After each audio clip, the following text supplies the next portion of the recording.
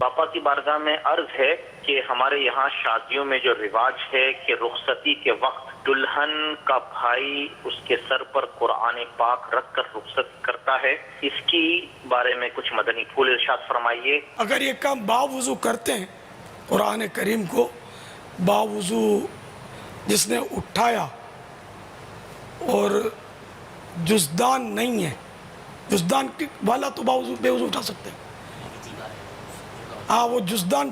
جدا ہوتا ہے، چولی ساتھ ہوتی ہے، تو جیسے کپڑے کی تھیلی ہوتی ہے اس کو جزدان بولتے ہیں، نکالتے ہیں رکھتے ہیں، تو یہ جدا ہونے والا جزدان جو ہے اس میں اگر لپٹا ہوا ہے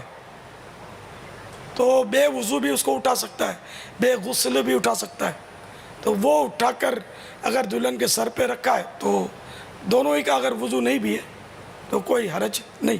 اب یہ کہ یہ اصول برکت کے لیے ایسا کرتے ہوں گے، بظاہر یہی ہے، تو یہ ایک اچھی علامت ہے۔ یقیناً یہ بہت ایک اچھی علامت آپ نے فرمائی ہے، لیکن یہ بھی کہہ سکتے ہیں کہ اس طرح کرنے والے کی مذہبی سوچ ہوگی، مذہبی ذہن ہوگا، قرآن سے ایسی محبت اور عقیدت اس سے وابستہ ہوگی کہ اس کا یہ یقین ہے کہ قرآن کے سائے میں اگر میری بہن رخصت ہوتی ہے، میری بیٹی رخصت ہوتی ہے تو اس کے لیے خوشیاں اس کو ملیں گی۔ تو کیا یہ ان کو یہ نہیں بھی سوچنا چاہیے کہ اس کے ساتھ ساتھ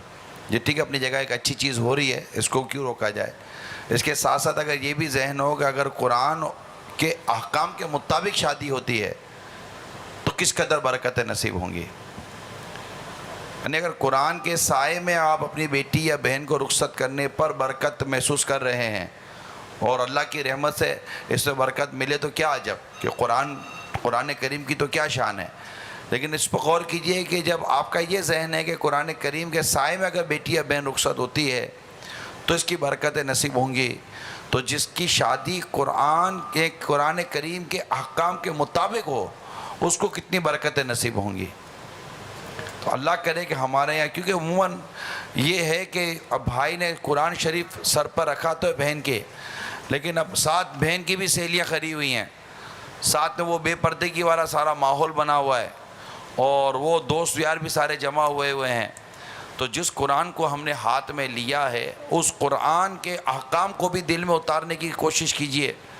اس قرآن کے احکام کو بھی دل و دماغ میں بسانے کی کوشش کیجئے کہ جو کلام مجید آپ کے ہاتھ میں ہے اس کلام مجید نے کس طرح مطلب کہ ہمیں معاشرے میں رہنے کا درس دیا ہے۔